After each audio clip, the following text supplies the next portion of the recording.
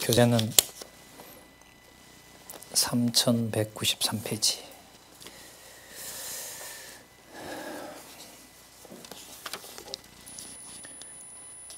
제2편 찬양을 통한 언약. 욥기부터 아가서까지입니다. 교재 도움을 좀 받도록 하겠습니다. 첫 번째 단락을 보겠습니다. 구약 성경 가운데 욥기에서부터 아가까지는 시가서로 분류된다. 이 시가서의 내용은 여호와 하나님께서 역사 섭리로 계시하신 여호와의 속성들에 대한 언약 자선의 찬양이다. 근데 그 속성들은 그 사건마다 이미 다 드러났습니다. 그러니까 전능성, 신실성, 주권성, 영원성, 자비성. 시가서 가운데 욥기는 여호와의 전능성에 대한 찬양이고, 시편은 여호와의 신실성에 대한 찬양이고, 잠언은 여호와의 주권성에 대한 찬양이고, 전도서는 여호와의 영원성에 대한 찬양이고, 아가는 여호와의 자비성에 대한 찬양이다. 자, 여러분, 여호와의 언약과 성취 섭리도에 보면 여기 동그라미 있죠. 아담부터 이 다윗 이후에 선민국가 성취를까지 메시아 언약하는 내용, 이 동그라미에 나타난 게 뭐냐면 여호와의 5대 속성입니다. 그러니까 구체적으로 아담을 읽어도 5대 속성이 나타나고요. 에덴 동산을 상실했을 때도 5대 속성이 사라지는 것이 아니라 드러난다는 겁니다. 아브라함 사건도 물론이고요. 아브라함, 이삭, 야곱으로 이어지는 열조 사건도 마찬가지고, 통치 언약이 그림자이지만 완성되는 다윗과 다윗 이후의 선민국가가 바벨론 포로 이후에 돌아와서 다시 회복되는 성취가 일어날 때도 여호와의 5대 속성이 지배합니다. 자, 이렇게 볼게요. 가장 작은 동그라미든 가장 작은 동그라미, 그 이외의 동그라미, 그 이외의 동그라미, 구약 전체가 전부 5대 속성으로 연관이 됩니다. 5대 속성으로 연관이 된다는 말은 아담이 나오더라도 주어가 누구로 시작한다는 말이죠. 바로 그 말이에요. 여호와 속성이라는 말은 우리 조금 전에 읽었던 에스더가라고 읽었지만 그 앞에 누구 주어가 있는 거죠? 여호와 하나님께서가 있다는 게 바로 속성을 말하는 겁니다. 그러면 욥기까지 뭘 보여줬느냐?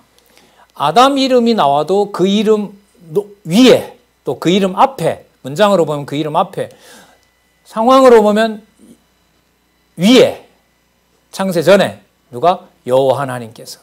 에덴 동산 상실했을 때도 그렇고, 아브라함을 읽어도 그렇고, 다윗을 읽어도 그렇고, 구약의 창세기부터 에스더까지 모든 사람 이름이 등장해도 그 사람 이름 앞에는 누구 이름이 있다?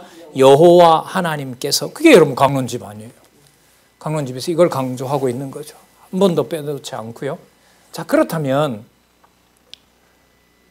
마태복음부터 계시록까지 예수께서 언약하시고 교회를 성취하시고, 또 전체로 보면 구약 전체가 이루어지는 성취이지만 예수님의 언약이든 성령 강림해서 교회가 세워지든 예수님이 재림하시든 예수님께서 회복하시든 또 최후 심판을 하시든 여기에도 하나님의 5대 속성이 들어간다는 겁니다. 그 5대 속성의 내용을 단마디로 얘기하신 게 아니라 욥기 내용도 만만치 않죠. 그럼 시편 150편 방대한 내용이죠.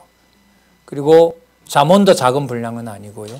전도서는 좀 작지만은 그 내용이 너무너무 심오하고요. 아가서는 솔로몬이 술람미 여인에게, 또 술람미 여인이 솔로몬을 사랑한다는 고백 같지만은 전혀 그것은 그런 의미가 아니라 바로 여기를 가는 겁니다. 아버지와 아들의 뭐라 그럴까요? 아버지가 아들을 얼마나 사랑하는지, 그리고 그 아들 안에서 누구를? 아담부터 마지막 심판까지 하나님 자식을 얼마나 사랑하는지에 대한 자비성이 찬양된다는 겁니다. 그래서 이제 오늘부터 시작하는 욥기에서부터 그 아가서까지 내용에서요, 이렇게 가는 겁니다. 창세기부터 에스더를 읽을 때도 이 5가지 내용을 기억한다는 말은 모든 인물 앞에 누구 이름이 붙는다? 여호와 하나님께서 여기 붙는다는 거고요. 여호와 하나님께서 여기 붙어요. 그 다음에 마태복음부터 요한계시록을 읽을 때도 바울이 이렇고 예수께서 이렇고 앞에 이전에 이미 누구 이름이 붙는다? 여호와 하나님께서 언약하신 대로 예수께서 메시아임을 이렇게 읽어 나가시는 거예요. 그러면 읽는 것만 그렇게 읽는 것이 아니라 우리가 보고 듣는 가정교회에서부터 은사, 양육교회 모든 상황에서도 저 권사님이 저 장로님이가 진짜 주어가 아니다. 네, 권사님 아니다. 왜요? 욥기부터 아가서에서 그걸 아니라고 했기 때문에 그 앞에 주어는 누가 들어간다? 여호와 하나님께서. 여기 여러분 찬양을 통한 언약의 핵심입니다. 여호와께서 이렇게 됩니다. 여호와 하나님께서. 어마어마한 능력인 거죠. 자, 이걸 제가 일일이 다 읽을 수는 없어서 좀 책의 내용에 근거를 두고 말씀을 좀 드렸습니다. 자, 3193 두 번째 단락에 보시면 여호와 하나님께서는 창조 역사를 비롯해 아담과 족장들의 역사와 이스라엘 역사 섭리를 통하여 여호와의 5대 속성을 계시하셨다. 곧 구약 성경 가운데 창세기에서부터 룻기까지가 아니죠. 에스더서까지일 겁니다. 에스더서까지의 역사적 내용을 통하여 여호와의 5대 속성을 계시하신 것이다. 자, 볼까요? 창세기 1장 28절. 창세기 3장에 보면 아까 이거 나오거든요. 아까 살펴봤죠? 에덴이 상실합니다. 에덴을 상실할 때도 여호와의 5대 속성은 사라진다. 여전하다. 여전히 계속 보호된다. 자, 그 다음에 넘겨보시면요. 3194에 가서 볼게요. 창세기 12장에서부터 36장까지. 자, 그 다음 단락 아주 중요합니다. 이렇게 좀 체크를 해 놓으시고. 자, 역사서를, 찬양을 통한 언약을 다른 부분으로 확대하는. 그러니까 지금부터 자, 우리가 안경을 쓰신다고 생각하면 돼요. 어떤 안경을 쓰냐 하면 5대 속성이라는 안경을 써요. 그러면 내 눈앞에 있는 거든 성경을 보든지 간에 누구 주어가 딱 시작이 되는 게 보이는 거예요. 그게 여러분 찬양을 통한 언약의 핵심이에요. 그리고 오늘 우리가 그 안경을 쓰는 거예요. 그래서 돌아가서 창세기를 보든 에스더를 보든 5대 속성이라는 안경을 쓰고 매 사건마다 누가? 여호와 하나님께서 이렇게 보시는 겁니다. 예. 그걸 지금 기가 막히게 정리를 해놓고 있습니다. 3194 두 번째 단락. 여호와 하나님께서는 천지와 만물을 창조하시고 주관하시는 역사 섭리를 통하여 전능성을 계시하셨다. 여러분 주관이라는 거 욥기 38장부터 나오죠. 하나님, 야, 너 저 그 바닷물이 왜 곳까지 오는지 너 알아? 이렇게 묻죠. 너 모르지 않느냐? 너 상세하게 그걸 모르지 않느냐? 나 다 안다. 내가 다 해놨기 때문에. 그러니까 주관을 누가 한다? 내가 한다. 뜻대로 내가 주관한다. 이게 전능성 아니에요.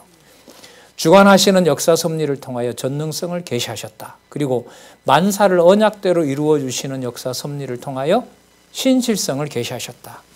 뿐만 아니라 우주와 만물을 뜻대로 주관하시는 역사 섭리를 통하여 무엇을? 주권성을 계시하셨다. 그리고 영원한 나라를 세우시는 역사 섭리를 통하여 영원성을 계시하셨다. 그리고 언약 백성을 아주 버리지 아니하고 변함없이 사랑하시는 역사 섭리를 통하여 자비성을 계시하셨다. 이렇게 여호와께서 역사 섭리의 다양한 측면을 통하여 계시하신 5대 속성에 대한 언약 자손의 찬양이 바로 시가서 내용이다. 그러면 여러분 이게 뭘 읽었냐 하면은요. 이게 지금 우리가 뭘 읽었냐 하면 요 그림 내용에 무엇이 꽉 차 있는지를 읽은 거예요. 예. 맞아요. 그러니까 창조부터 심판까지 뭐가 꽉 차 있는 거예요? 그렇죠. 5대 속성이 꽉 차 있는 거죠. 예. 가정교회에 힘든 일이 있건 가정교회에 행복한 일이 있던 그 찬양을 통한 언약이라는 안경을 쓰게 되면 전부 누구 이름이 붙어있는 사건이죠. 여호와 하나님이 붙어있는 사건이 되는 거죠. 자, 그 다음 욥기로 좁혀집니다. 시가서 내용 가운데 욥기는 욥의 흥망성쇠를 섭리하시는 하나님의 능력에 대한 시문학적 표현입니다. 그리고 시편은 또 언약대로 이루신다고 이제 반복하고 있고요. 자, 3.195에 가시면 이 모든 것들은 자, 두 번째 줄부터 3.195 두 번째 줄 이러한 시가서를 통하여 여호와께서는 메시아에 대한 언약의 말씀을 계시하신다. 그러므로 시가서가 언약 자손의 찬양을 통한 오실 메시아에 대한 언약의 말씀이라면 잘 보세요. 역사서는 역사 섭리를 통한 오실 메시아에 대한 언약의 말씀이다. 자, 그 다음 좀 내려오셔서요. 내려오셔서 그 한문이 나오죠. 모형적이라는 그 한문 나오는 문장, 그 모형적이라고 끝나는 문장 다시 말하면이라고 나옵니다.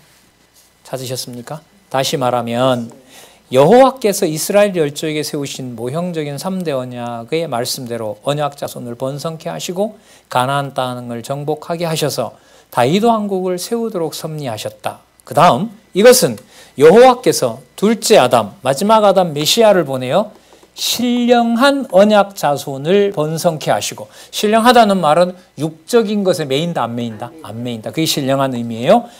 땅끝까지 복음이 전파되게 하셔서 누구의 왕국? 메시아의 왕국을, 메시아 왕국을 세워 통치하도록 섭리해 주실 것에 대한 예표로서의 모형과 그림자다. 그럼 여러분 좀 더 구체적으로 말씀드려 볼까요?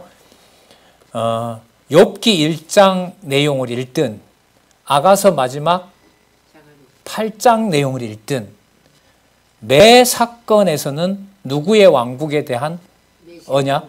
메시아 왕국에 대한 언약을 읽어내야 되는 겁니다. 이걸 물론 강론집은 다 책임지고 있고 안내하는 분은 이 소개를 해야 되고, 그러나 미리 공부해야 되고 연구해야 되고 확인해야 되고, 그 작업이 우리들에게 이제 남아있는 거죠.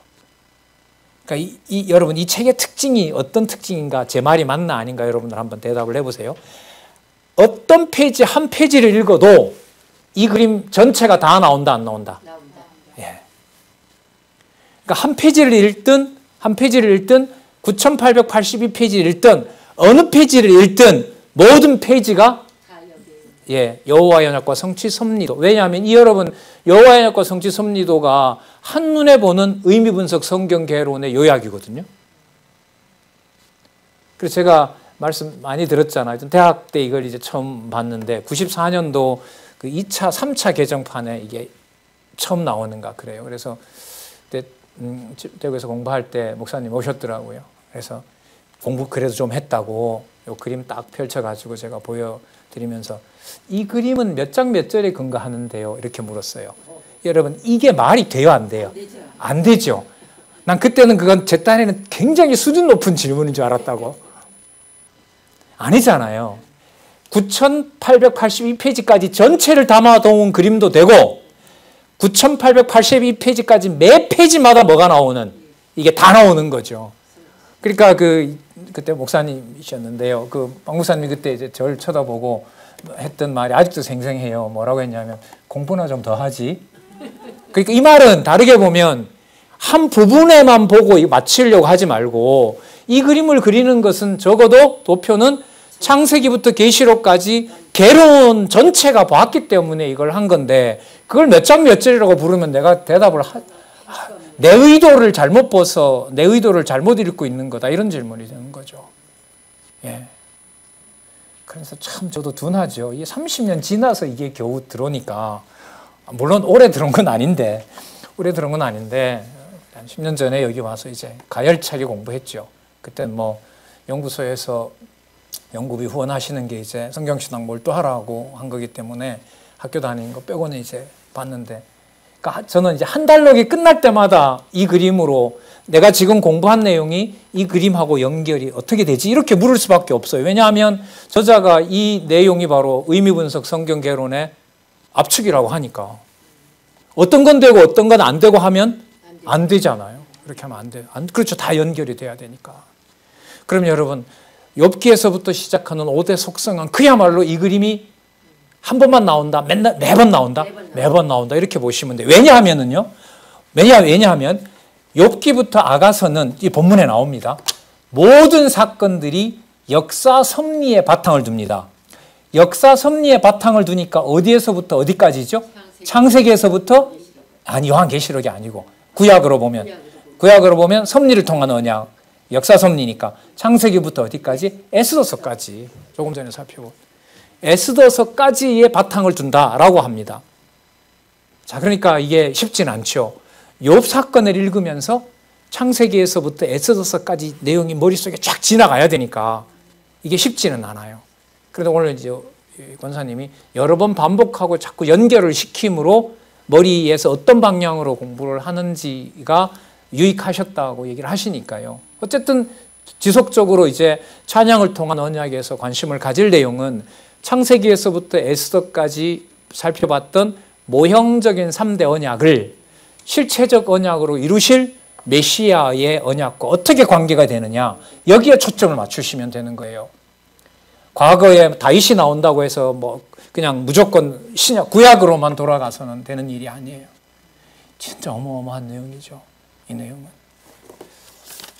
자, 제1장 3196에 보시면 여호와의 전능성 찬양 이렇게 나옵니다. 크게 세 부분으로 되어 있죠. 1장에서부터 3장까지 악에서 떠난 욥을 망하게 하시는 여호와의 전능성, 그 다음 작정하신 뜻대로 욥의 흥망을 주관하시는 여호와의 전능성, 망한 욥을 다시 흥하게 하는 여호와의 전능성. 자, 모든 사건마다 뭐가 나오죠? 전능성. 그리고 어디를 바탕으로 한다?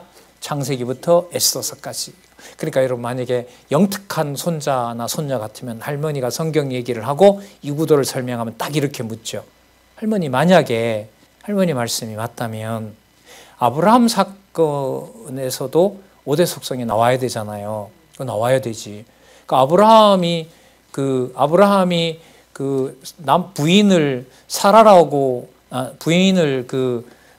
부인이 아니라고 바로 왕한테 가서, 엘리멜렉도 왕한테 가서 2번이나 부인이 아니라고 거짓말 하잖아요, 할머니. 그래 나오지. 그거하고 하나님 5대 속성하고 뭔 상관이 있어요? 아까 분명히 할머니가 구약에 나타난 역사적 사건을 바탕으로 해서 5대 속성을 찬양한다고 했잖아요. 그럼 아브라함이 자기 부인을 2번이나 팔아먹는 아주 비인간적인 그런 행동으로 보이는데 그것하고 하나님의 5대 속성하고 뭔 상관이 있어요? 답은 못하더라도 연결이 돼야 돼요? 안 돼야 돼요? 돼야 되죠. 돼야 되죠. 그래? 그 부분만 보면 안 된다. 그것만 보면 안 되고, 하나님이 아브라함이 거짓말을 했는데도 사라를 보호해서 사라로 하여금 이삭을 낳게 한다. 그게 신실성이다, 이놈아. 그때 아비멜렉이라는 못된 왕을 하나님이 쓰지, 그게 하나님의 전능성이야. 하나님 마음대로 하지, 그게 주권성이야. 근데 아브라함에게 했던 약속 안 변하지, 예, 할머니 안 변하지, 그게 영원성이야. 그 영원성을 하나님이 보증하지, 너도 창세전에 하나님 자녀 된 거야. 그게 자비성이야. 그리고 5개 다 들어가지. 이러면 이거 그런 할머니 할아버지 이거 품에서 못 벗어나죠. 이게 여러분 이제 우리에게 기다리고 있는 거예요. 이게 앞으로 남아 있는 가정교회에게 전달이 될 겁니다. 아마 이 방송을 보고 지금 이 장안중앙교회 홈교사 선생님들, 팀교사 선생님들 지금 못 모이는데, 제가 알기로는 지금 영상으로 계속 공부를 하고 계세요. 근데 가끔 이제 궁금하니까요. 하시는 분들 얘기 들어보면 연결을 통해서 지금 하는 이런 그림 그리시는 거죠. 어떻게 보면 제가 이렇게 소개를 드리는 거지만 하라는 말은 아니잖아요. 하라는 말은 아니지만은 이런 방향으로 공부를 하셔야 되잖아요 라고 저는 아주 강하게 사실 푸시하고 있는 거예요. 밀고 있는 거잖아요. 예. 이렇게 되지 않으면 이 페이지는 연결이 안 됩니다. 예. 그리고 여러분, 아까 우리가 살펴봤던 할머니, 그러면 하만이 유대인을 다 죽이려고 하는 사건에서도 5대 속성이 있어요? 그럼 있지. 그것도 그 부분만 보지 말고 하만이 했던 일, 그 다음에 나오는 일을 연결해서 보면 하만, 악한 놈을 쓰는 하나님의 전능성, 사단처럼. 그리고 약속대로 유다인 보호하는 거, 신실성. 하나님 마음대로 하시지. 예, 주권성. 하나님의 그 모든 계획은 창세전에 돼 있었지. 그렇지. 맞지? 그 영원성. 하나님 유다인 보호하는 거 우연이 아니잖아. 창세전에 언약하신 대로 한 거지. 저 그림 봐라. 영원적 언약 성취, 그리스도 안에서 택한 백성 아니냐. 그럼 무슨 성? 자비성, 5대 속성. 여러분, 지금 이 문제를 글쎄요, 저는 어쨌든 보이고 싶은 거예요. 믿든 안 믿든 어쨌든 제도권에서 뭔가 이렇게 공부했다는 이 라이센스를 좀 받아야 되잖아요. 받고 학계든 듣든 안 듣든 너무 이건 말을 안 하면 안 되겠는 거예요. 몇 분 안에 이렇게 정리되는 성경 전체를 창세전 여호와의 계시로 알려주는 내용은 없었단 말이에요. 제가 볼 때는 없었어요. 계속 찾아보고 있지만 없었어요. 이런 거. 엄청 좋아지죠. 엄청 좋아지죠. 상상을 초월할 겁니다. 아마. 어느 지금 여러분 밖에서 이 공부를 들으면서 지금 외국 유명한 이 두뇌공학 연구소에 있는 자매 있잖아요. 그 원사님 지금 가셨다는데 안전해서 딸들이 오라고 한 모양인데 아마 거기도 뭐 몇백 명 환자가 나왔다고 해서 편하진 않으시겠다 이런 생각은 하는데 글쎄요. 권사님 이 강의 들으시고 우리 그 자매도 들었겠지만 정신 맑은 시간에 요한복음을 일단 전체적으로 공부하고 두뇌 연구로 들어간다라는 말을 얼마 전에 들었습니다. 그게 뭘 말하는 거겠어요? 네. 이 놀라운 얘기가 되는 겁니다. 주먹만한 이 뇌 속에 여러분 이 성경 전체가 담긴다는 것도 놀라운 거고요. 자, 여러분 이 폭발적으로 여호와의 속성이 터지는 내용이 여러분 욥, 시편, 잠언, 나가서로 연결된다는 것을 다시 한번 말씀을 드리겠습니다. 자, 3196에 보면 자, 욥기서의 근거를 말씀드릴게요. 그 3196 세 번째 단락에 보면 창세기 1장에서부터 11장까지 나오죠. 자, 창세기 1장에서 11장까지 내용 기억나시는 부분도 있고 뭐 여기서는 이제 창조, 타락, 물심판 여기를 설명을 하셨는데 여기에서도 전능성이 드러날까요? 안 드러날까요? 당연히 드러나야죠. 그 다음 창세기 12장에서부터 어디까지? 사무엘하까지. 거기만 드러날까요? 더 내려와 볼까요? 열왕기상에서부터 어디까지? 여기 에스더 나왔네요. 조금 전에 우리 에스더 마쳤잖아요. 그러면 창세기에서부터 에스더서까지 모든 사건에서도 뭐가 나타나고 있다? 전능성이 계시되고 있다. 예. 그 다음 3197에 오시면 두 번째 단락에 여기에 여러분 굉장히 수준 높은 신학적 얘기가 나옵니다. 꼭 체크하시고 꼭 말씀드려야 되겠습니다. 여호와 하나님의 전능성을 찬양하기 위한 욥의 극적인 생애는 이스라엘 택한 백성의 극적인 역사에 대한 축소판이다. 창세기서부터 여러분 여기 스가 아니고 에스더입니다. 창에서부터 에까지입니다. 에스더의 약자가 스가 아니고 에거든요. 창 물결표 에 이렇게 적으시기 바랍니다. 욥의 패망은 이스라엘 택한 백성의 뭐와 관계되고 욥의 패망은 이스라엘 택한 백성의 패망에 대한 축소판이고 패망하는 내용이 어디까지 나오죠? 역대기까지 나타납니다. 사실 역대기는 회복하고 의미로 들어가는데요. 어쨌든 포로로 사는 내용은 역대기에도 나오니까요. 그 다음 욥의 회복은 이스라엘 택한 백성의 뭐에 대한? 회복에 대한 축소판입니다. 자, 여러분 이렇게 보시면 돼요. 욥기가 세 부분으로 되어 있거든요. 1장에서부터 3장까지 망하는 내용. 그 다음에 4장에서부터 37장까지 뜻대로 하시는 여호와. 그 다음 38장에서부터 42장까지 이제 망했으니까 뭐 하는 내용? 흥하는 내용이 나오거든요. 자, 그러면 이걸 집어넣어 보는 거예요. 창세기에서부터 에스더서까지 내용에 넣으면 욥이 망하는 내용은 창세기부터 역대기까지 이렇게 되는 거죠. 역대기까지. 왜요? 이스라엘 백성이 어떻게 되니까? 포로 생활하는 내용이 어디까지? 역대기까지 나오니까. 그러면 중간에 거 잠시 놔줍시다. 자, 38장에서부터 42장까지 욥이 뭐 하는 내용? 망했으니까 이제 흥하는 내용. 그게 38장에서부터 42장까지 나와요. 그 말은 이 내용은 뭐와 관계될까요? 회복하는 내용. 에스라에서부터 어디까지? 에스더서까지. 에스라, 느헤미야, 에스더서까지. 그러면 중간에 4장에서부터 37장까지 많은 욥기 내용은 뭐냐 하면 뜻대로 하시는 여호와잖아요. 그거는 어디서부터 어디까지 나타난 거냐 하면 창세기서부터 에스더서 중에서 모든 사건 밑에 깔려 있는 것이 뜻대로 하신다는 내용인 거예요. 다시요. 욥의 생애로 보면 뭐하게 하시고 망하게 하시고 흥하게 하잖아요. 망한 것도 누구 뜻대로 된 거고 여호와의 뜻대로 된 거고 흥한 것도 누구 뜻대로 된 거고 여호와의 뜻대로 된 거고 그러면 망하는 것이든 흥하는 것이든 사단이 힘이 강해서 그러는 것도 아니고 인간이 뭔가 잘못했기 때문에 벌을 주거나 인간이 잘해서 복을 준 것이 아니라 그것도 여호와의 뜻대로 한 것이라는 사실을 보여주는 내용이 4장에서부터 37장까지인데 그 상세한 내용들이 전부 어디에 나온다? 창세기부터 에스더서까지 사람들 중심으로 3대 언약을 중심으로 드러나고 있다. 다시요. 망하게 하시는 것도 여호와의 능력이고 흥하게 하시는 것도 여호와의 능력인데 망하게 된 것도 여호와의 뜻대로 하시는 거였고 흥하는 것도 누구 뜻대로? 여호와의 뜻대로 한 것이었다. 따라서 아담이 흥하고 흥하는 것. 자, 아브라함이 흥하고 망하는 것. 망하고 흥하는 것. 이스라엘 12지파가 망하고 흥하는 것. 다윗 왕조가 망하고 흥하는 것. 전부 다 누구 뜻대로 되는 것이다? 여호와의 뜻대로 된 것이다. 그 내용이 욥으로 하여금 자기 친구 10번에 걸쳐서 앞에 친구 3번 마지막에 싸가지 없는 죄송합니다. 싸가지 없어요. 이 엘리후 이놈은 진짜 만나보고 싶어요.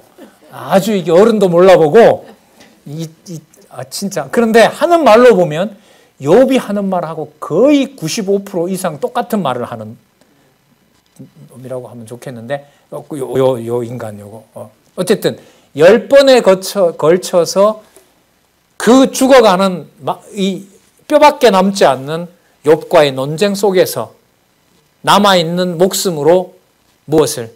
사람이 잘하는 것에 따라서 여호와가 복을 주고 사람이 못하는 것에 따라가면서 벌을 주는 그런 여호와가 아니라 자, 욥기 4장에서부터 37장까지 나타난 대로 당신이 언제? 창세전에 정한 뜻대로 하시는 여호와다. 그게 여러분 욥기서의 구조입니다. 자, 다시요. 망하게 하시는 거, 흥하게 하시는 거 누가 다 하신다? 여호와의 정하신 뜻대로 한다. 이렇게 보시면 돼요. 그게 세 부분으로 되어 있는 거예요. 아담도 그렇게 했다. 자, 아담도 뜻대로 해서 망하게 하고 흥하게 했다. 아브라함도 하나님 뜻대로 흥하게 하고 망하고 흥하게 했다. 다윗 왕조도 망하게 하고 흥하게 했다. 그 내용이 바로 뭐냐면 역사서를 바탕으로 한 욥기서를 이해하는 겁니다. 그래서 욥기서 내용이 42장으로 진행되는데요. 42장으로 진행되는데 자, 그동안 말씀드릴 기회가 많지 않아서 하는데 오늘 좀 분명히 말씀을 드리면은 이제 시편 강의가 시작이 됐어요. 지난번에 6편까지인가 갔습니다. 9편까지인가 갔어요. 앞으로 150편 끝날 때까지 관심을 하나에만 가지시기 바랍니다. 우리 화요 강좌에서는 딱 하나만 제안을 드리고 싶어요. 매 시편이 나올 때마다 그 시편이 창세기에서부터 에스더의 어떤 내용과 관계가 되지? 이 질문은 꼭 던지시기 바랍니다. 그리고 전혀 감이 안 잡히시거나 물론 강론집엔 다 나와 있어요. 진짜 다 나와 있거든요. 그거라도 보시기가 힘들면 저자한테 오늘 강의하신 내용 중에 역사서를 바탕으로 시편의 신실성을 찬양한다고 했는데 오늘 다윗이 말한 이 찬송은 역사서의 어떤 부분을 소개합니까? 근데 이미 답이 나와버렸어요. 왜? 다윗과 관련된 내용이 이미 사무엘 하에 다 나오거든요. 사무엘 상하에 다 나온단 말이죠. 그러면 그 말 자체가 벌써 어디를 배경으로 한 내용이라는 거죠? 그렇죠. 역사서를 배경으로 한 내용이에요. 좀 더 우리가 수준 높은 차원으로 가도록 할게요. 제가 지금 대학관 본과에서 마태복음 하고 있잖아요. 예를 들면 오늘 마태복음 16장 나갔습니다. 그러면 지금 화요 강좌와 관계해서 질문을 드리면 오늘 그리스도께서 왕직을 말씀으로 얘기하신 이 내용에 시편 5편의 속성은 어떻게 드러나 있지? 이 질문은 던지셔야 돼요. 답은 나중에 문제예요. 제가 볼 때는. 그렇게 질문을 던진다는 말은 찬양을 통한 언약 5편과 마태복음과 뭐 하고 있다 내 머릿속에서. 그렇죠. 이게 중요한 거예요. 이거는 어느 누구도 함부로 꺼낼 수가 없고 대답할 수 없는 내용이에요. 이 내용이 여러분 터져버린 거죠. 그러면 돌아와서 내 손자 손녀이기 때문에 귀한 게 아니고 내 자식이기 때문에 귀한 것이 아니라 어디 차원까지 끌어올라갈까요? 역사서의 전제가 뭡니까? 어디죠? 영원적 언약 성취까지 가는 거죠. 이 하나님의 교회가 땅에 세워지는 것이 창세전 여호와 하나님의 계획대로 되는 거란 말이죠. 그래서 늘 자주 말씀드리죠.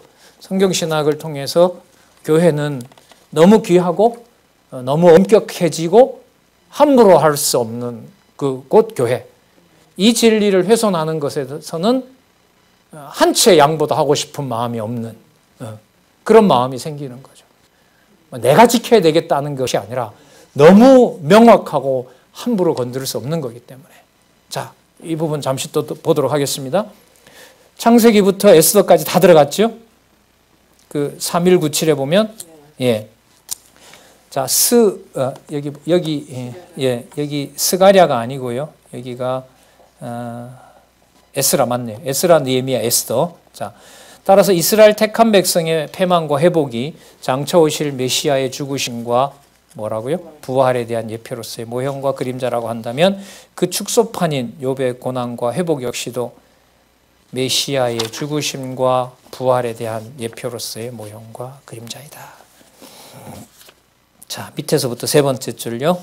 밑에서부터 다섯 번째 줄. 다시 말하면 욥기 내용은 여호와께서 이스라엘 열조에게 세우신 모형적인 3대 언약을 이루어 주신 여호와의 전능성에 대한 언약 자손의 찬양으로서 여호와께서 첫 아담에게 세우신 실체적인 3대 언약을 장차 오실 둘째 아담 메시아를 통하여 이루어 주실 것에 대한 누구의 언약 계시다? 여호와의 언약 계시다. 그럼 여호와의 언약 계시라는 말은 시가서와 연관시키면 다섯 가지의 속성으로 연관이 된다. 그래 오늘부터 우리 화요일 그 강좌는 자 인터넷으로 함께 공부하시는 많은 우리 연구자들도 마찬가지인데요. 5대 속성이라는 안경을 쓰고 이제 보는 겁니다. 다 안경 쓰여졌어요? 창세기를 보든 출애굽기를 보든 뭘 보든 또 그리스도를 보든 뭘 보든 계시록을 보든 그 5대 속성이 어떻게 드러나고 있는가 이 방향에다 맞춰서 이제 우리는 자비성까지 가려고 하는 겁니다. 자, 시작됩니다. 먼저 제1절 망하게 하시는 여호와. 망하게 하시는 여호와. 이 욥의 패망은 자 이스라엘 백성의 패망과 연관된다 그랬죠? 자, 그 밑에 두 번째 단락에 나오죠. 사무엘부터 역대기까지. 그리고 장차 오실 죽으실 메시아의 내용. 그리고 빌립보서 2장 6절에서부터 8절에 보면 그는 근본 하나님과 본체시나 그와 동등됨을 취할 것으로 여기지 아니하시고 죽기까지 복종하셨으니 십자가에 죽으심이라. 십자가에 죽으심과 관련된 것이 바로 욥이 망하게 되는 내용입니다. 자, 먼저 욥을 사단에게 붙이십니다. 어떤 욥을 사단에게 붙이십니까? 순전하고 정직하여 악에서 떠난 욥. 그러니까 우리가 생각할 때는 사단에게 맡겨야 될 이유가 있는 사람, 없는 사람? 없는 사람. 그리스도와 연관되죠. 그리스도가 사단의 그 모략에 빠져서 십자가에 그렇게 처참하게 죽으시면 안 되죠. 벌을 받아야 십자가형을 받는 건데 아닌 분인데 십자가형을 지시잖아요. 자, 3199에 보시면 욥의 소유를 맡기는 내용이 나타납니다. 욥의 소유를. 자, 재밌게 시작합니다. 1장 1절에서부터 5절까지 욥이 순전하고 정직히 하나님을 경외하며 악에서 떠난다라고 소개를 하고 있습니다. 3200페이지요.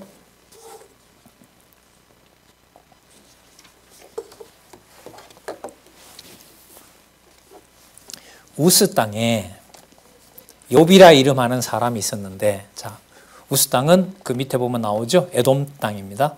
그러니까 유대 기준으로 보면 어디에 해당하죠? 에돔 족속은 이방인에 해당되는 거죠. 그러나 이방인이 들어와야만 된다는 사실은 우리는 역사서를 바탕으로 해서도 살펴봤습니다. 이미. 그죠? 에스더에 살펴본 거예요. 자, 우스 땅에 욥이라 이름하는 사람이 있었는데 그 사람은 순전하고 정직하여 하나님을 경외하며 악에서 떠난 자로라.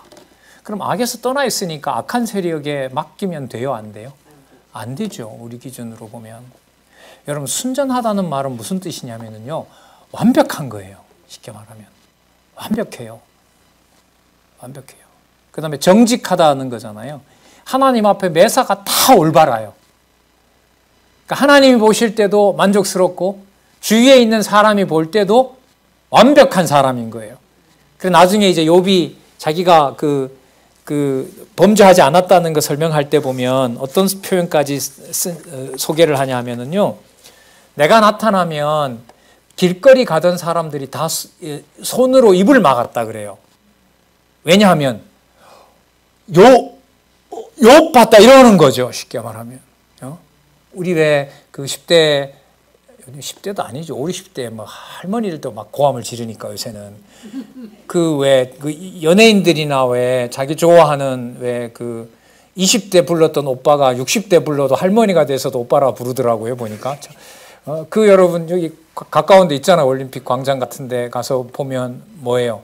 괴성을 지르잖아요. 그죠? 그리고 상상하지도 않았던 사람이 왔을 때 뭐 이러잖아요. 그 인물이 누구였다고요? 욥이었어요. 사람들이 다 이불을 막고 그냥 욥을 보다니 뭐 이렇게 되는 인물이었다는 거죠. 근데 누구에게 맡겨요? 사단에게. 그러시면 돼요, 안 돼요? 안 돼요. 우리 기준에서. 여러분 그 부분이 뭐가 출발하는 지점이냐 하면 전능성이 출발하는 거예요. 자, 이렇게 접근해 볼게요. 여러분 생명으로 만든 아담과 하와를 범죄했기 때문에 맡겼어요. 그냥 하나님이 맡겨버렸어요. 그렇죠. 그럼 아담 사건이 맞죠. 살아있는 생명이 됐는데. 그죠? 그냥 영생과만 따먹고 영원히 살게 하시면 되는데 나중에 주시겠다고는 했어요. 천년왕국 지나고 최후심판 때. 그 생명나무를 그때까지 보호하시는데 그거 주기 전에 누구에게 맡겨요?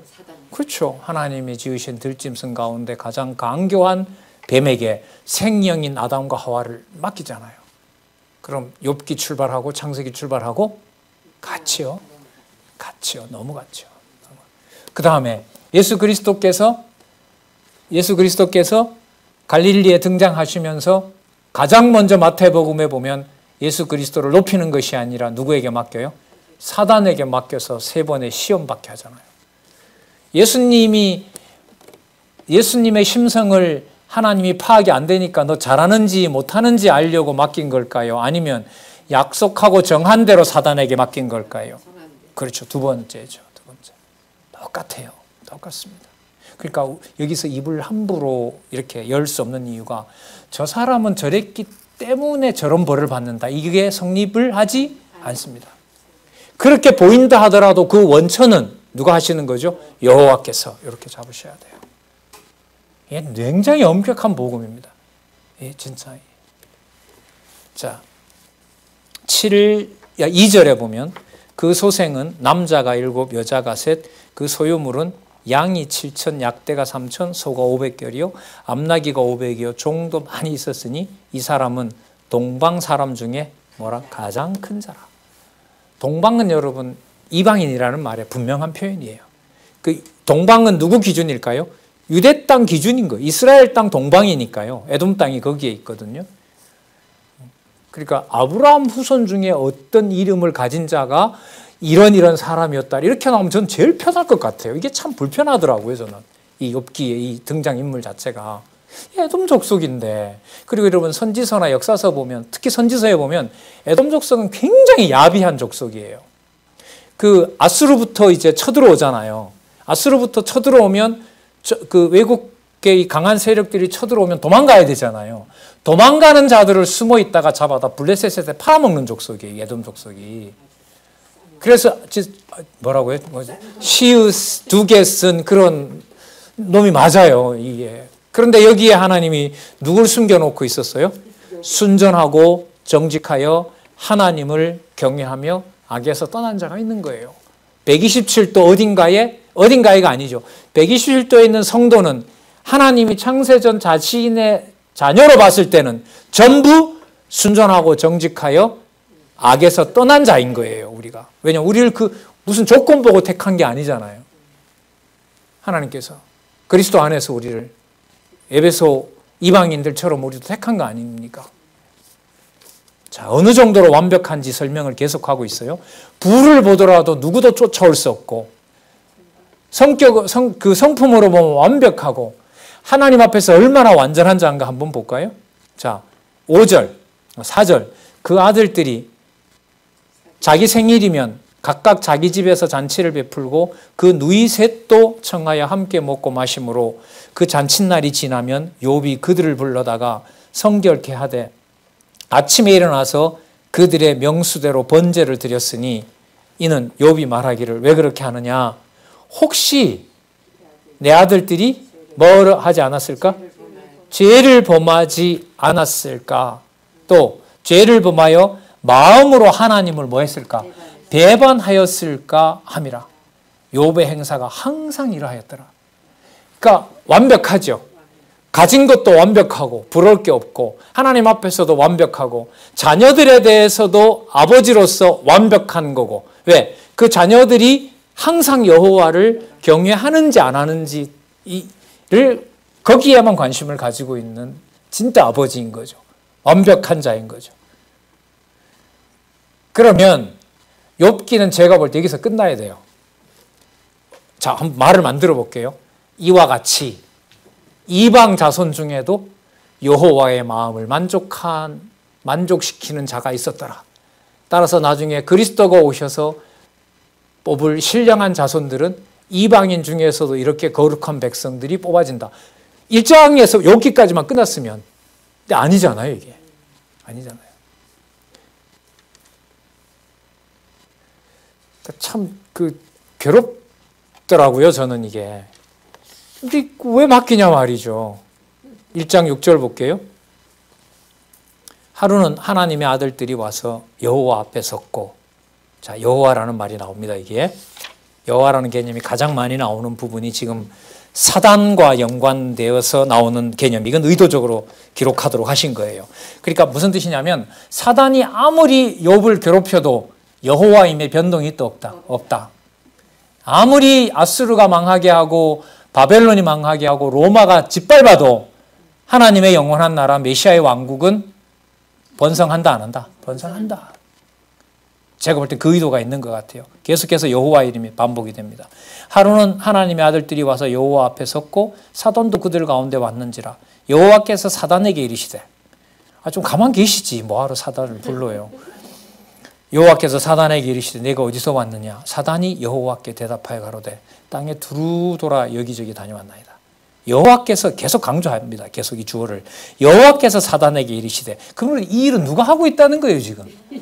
여호와라는 주어가 계속 나오니까 누가 하시는 거예요? 이러시면 안 되죠. 근데 진짜 사단에게 이르시되 내가 내 종 욥을 유의하여 보았느냐? 이 말을 꺼내도 누가 먼저 꺼내면 좋아요? 사단이 먼저 꺼내야죠. 하나님 다녀봤는데요. 욥이라는 자가 있는데 그 자가 참 경외를 잘하더라고요. 그렇지. 이렇게 시작돼야 되는데 가만 있는 욥을 누가 꺼내요? 여호와께서 물어요. 너 욥 봤냐? 이 말이죠.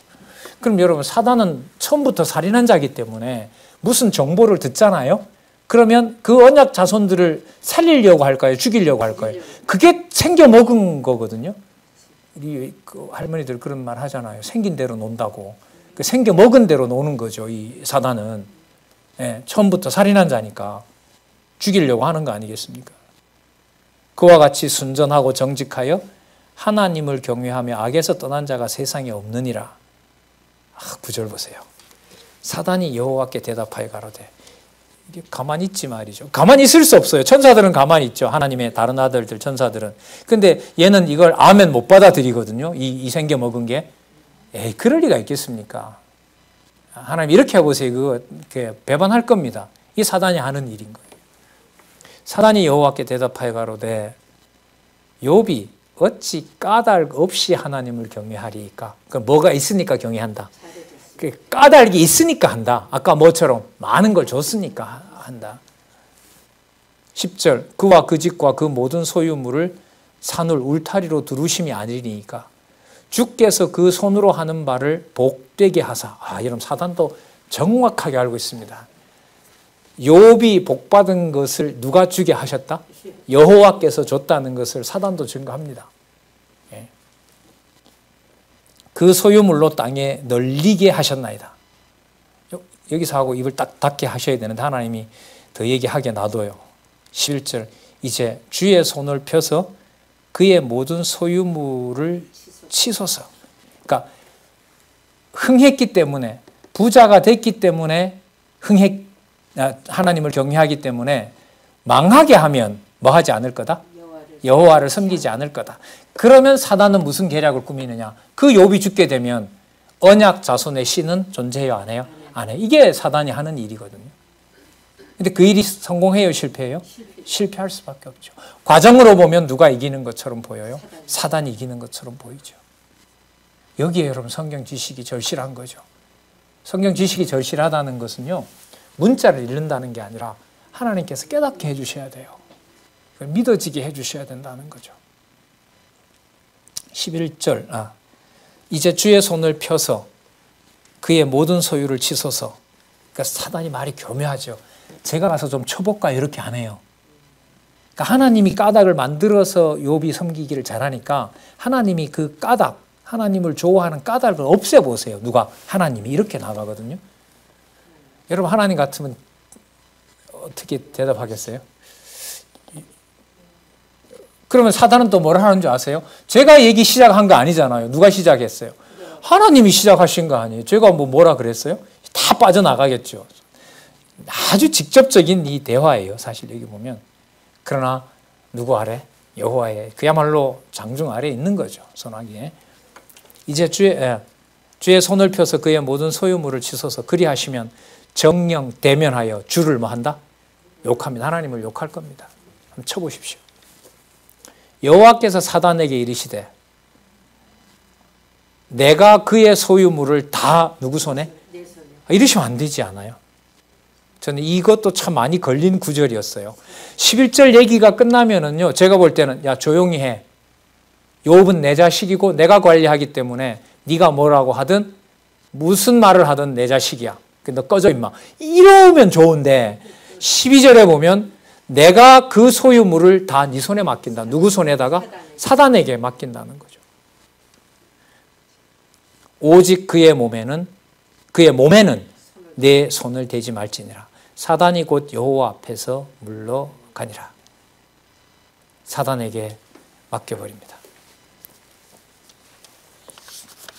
그러니까 여러분 1장 6절에서부터 이 12절을 보더라도요, 이게 사실 쉽게 이게 납득이 안 돼요. 왜냐하면 보통 여호와께 잘하면 복을 받고 여호와께 못하면 이제 벌을 받는다라고 그 인과응보 사상을 보통 체질화되어 있는 이 우리에게, 특히 이제 기복주의에 강한 이제 우리한테 지금 이 장면을 보면 뭐 했는데도 순전하고 정직하여 악이 없는데도 여호와께서 그 사람을 욥을 부각시켜서 그걸 누구에게 맡겨요? 사단에게 맡긴단 말이죠. 그러니까 이러한 설정 자체가, 시작 자체가 우리한테 이게 편한 거예요? 아니에요. 이게 편하지 않아요. 그래서 욥기 1장부터도 믿음을 줘야 돼요. 믿음을 줘야 돼요. 그냥 막연히 여호와께서 사단까지 부린다 이것 가지고는 안 돼요. 그냥 안 보고 그것만 생각하면 돼요. 그러나 꼼꼼히 읽어가다 보면 이게 마음에서 이게 막 힘들어져요. 이게 그런 경우가 참 많거든요. 그래서 그때 이제 저는 많이 이제 깨닫게 된 게 있죠. 읽고 정보가 들어간다고 반드시 믿어지는 것과는 다 차원이 다르다. 차원이 다르다. 네. 주셔야 돼요. 맞습니다. 자, 몸은 건드리지 말라 그랬죠. 자, 몸은 안 건드리고 이제 그 소유물을 다 빼앗아 갑니다. 볼게요. 4번에 걸쳐서 빼앗는데요. 자, 욥의 자녀들이 큰형 집에서 먹고 마십니다. 그런데 15절에 보시면은 1장 15절에요. 어느 사람들이 와서 스바 사람이 와서 이디오피아 사람이죠. 갑자기 이르러 그들을 빼앗고 칼로 종을 죽였나이다. 나만 홀로 피한 고로 주님께 고하러 왔나이다. 그 종이 하나 살아서 욥에게 와서 다 죽였다라고 얘기를 합니다. 그 재물을 다 가져갔다고 얘기를 합니다. 자, 16절에 보면 그가 아직 말할 때 또 한 사람이 와서 고하되 누구의 불이래요? 참 이것도 신기해요. 하나님의 불이 하늘에서 내려와 양과 종을 살라버렸나이다. 그러니까 욥한테 보고가 뭐냐면 누가 죽인 것이다? 하나님이 다 죽여놨습니다. 이렇게 말을 한 거예요. 이게. 근데 이 말이 맞아요? 안 맞아요? 사단에게 누가 맡겼죠? 하나님이 맡겼죠. 그럼 사단이 불을 써서 다 죽였다고 하십시다. 그러나 누가 한 일이에요, 이게? 그 누구의 불이 맞아요, 이게? 이게 쉽지가 않잖아요. 이게 편하지가 않다고요, 이런 말들이. 진짜 믿음을 주셔야 되는 거예요. 하늘에서 내려와 양과 종을 살라버렸나이다. 다 불태워 죽인 거예요. 나만 홀로 피한 고로 주인께 구하러 왔나이다. 그가 아직 말이 끝나기도 무섭게 또 한 사람이 와서 갈대아 사람이 세 떼를 나누어 갑자기 약대에게 달려들어 다 그것을 빼앗고 칼로 종을 죽였나이다. 저 혼자 피해서 이렇게 왔습니다. 여러분 한 세 가지만 해도 충분하지 않아요? 그렇죠? 예, 4절. 그가 아직 말할 때에 또 한 사람이 와서 고하되 주인의 자녀들이 그 맏형의 집에서 식물을 먹으며 포도주를 마시더니 거친 들에서 대풍이 와서 집 네 모퉁이를 치매 그 소년들 위에 무너짐으로 그들이 죽었나이다. 누가 다 죽었어요? 자식들이 다 죽었어요. 그러니까 소유물의 마지막은 뭐예요? 자식 아니에요. 그 진짜 뭐 한 대로 다 해버렸어요. 자식이라는 소유물까지 전부 사단에게 다 맡겨버린 거죠. 여러분 말로는 듣기 편하죠. 여호와께서는 망하게도 하신다. 그런데 본문에 들어가서 이 흐름을 따라가니까 이런 전능자를 우리가 믿을 수가 없다. 이 절망감을 몰려오게 하나님 하십니다. 자, 1장 20절부터 22절까지 1장은 보고 마치도록 하겠습니다. 욥이 일어나 겉옷을 찢고 머리털을 밀고 땅에 엎드려 경배하며 행태로 보면 화가 난 모습인 거죠. 그런데 입에서는 그렇게 안 나와요. 21절 가로되 내가 모태에서 적신이 나와 싸운즉 또한 적신이 그리로 돌아갈지로다. 주신 자도 여호와시요 취하신 자도 여호와시니 누구의 이름이? 여호와의 이름이 찬송을 받을지어다라. 여러분 그렇다면 21절 내용은요. 자, 창세기부터 에스더서까지 전체를 포괄하는 내용입니다. 보세요. 주신 자도 여호와. 아담에게 3대 언약을 아담이 만들어 달라 했습니까? 여호와께서 세워주셨습니까? 노아 시대 때 홍수로 전 인류를 멸하시고 노아에게 가족이 남게 해서 다시 3대 언약을 회복해 주시는 것이 노아가 관리한 것입니까? 여호와께서 주신 것입니까? 노아 당시에 물심판으로 모든 인류 자손 언약 성취가 어디에 있냐고 할 정도로 다 죽였잖아요. 다 멸했습니다. 망하게 한 것에 대한 취하신 것도 바로 누가 한 겁니까? 여호와께서 한 것입니다. 그러니까 이 모든 내용들이 창세기부터 어디까지? 에스더서까지. 자, 그러면 에스더 당시에 보면 유다 백성을 주신 분도 누굽니까? 그러면 다 빼앗아 가도록 제국이 와서 포로로 삼은 것도 누가 하신 겁니까? 죽을 지경까지 몰아가는 분도 누구시죠? 여호와 아니겠습니까? 다시 또 회복시켜주는 분도 여호와이신 거죠. 그럼 이 21절 한 절 속에 욥이 한 말 이 한 속에 뭐가 다 들어가 있다? 그렇죠. 그렇게 보시면 돼요. 그러면 구약만 들어가겠습니까? 신약도 다 들어오겠습니까? 그렇죠. 그러니까 여러분 성경의 오묘함은 어디에 있냐면 예수님도 요한복음 5장 39절 한 절에 당신을 다 담은 것처럼 성경의 많은 구절들이 전체를 담기도 하고 말이 좀 어렵습니다만은 요 동그라미 10조 언약 속에 영원적 언약 성취가 다 담길 수도 있고 요 내용을 영원적 언약이 품고 있을 수도 있고 그러니까 왔다 갔다 하는 거죠. 어디와 어디 사이, 어디와 어디를 영원한 세계와 지상 세계를 왔다 갔다 하는 거죠.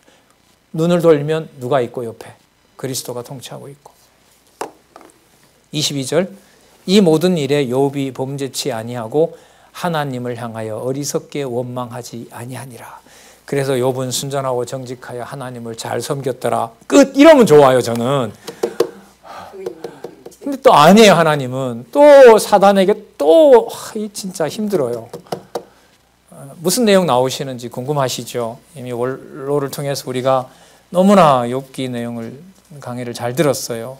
반복하시고 또 복습하신다는 뜻에서 2장에서부터 저는 좀 이런 부분에 관심을 가지고 논리적 통일성에 맞춰서 여러분들에게 소개해 드리도록 하겠습니다. 기도하겠습니다. 하나님 아버지 감사합니다. 받을 수 없는 말씀을 받게 해주시고 깨달을 수 없는 것을 계속해서 놓지 않고 관심도 가지고 믿어지게도 해주셔서 하나님 감사합니다. 하나님 아버지 어려운 시기임에는 분명합니다마는 또 욥을 사단에게 맡긴 것처럼 대혼란 속에 다 집어넣은 하나님의 무서운 진노로 느껴지는 시간입니다. 하나님 아버지, 그러나 입술로 범죄치 않도록 욥을 보호해 주신 것처럼 여호와 하나님께서 지금 이 상황에서 더더욱 진리 사랑하며 여호와 하나님 살아계신 것을 확증해 나가는 주의 귀한 백성들 될 수 있도록 여호와 하나님께서 인도해 주시옵소서. 예수님의 이름으로 기도드렸습니다. 아멘.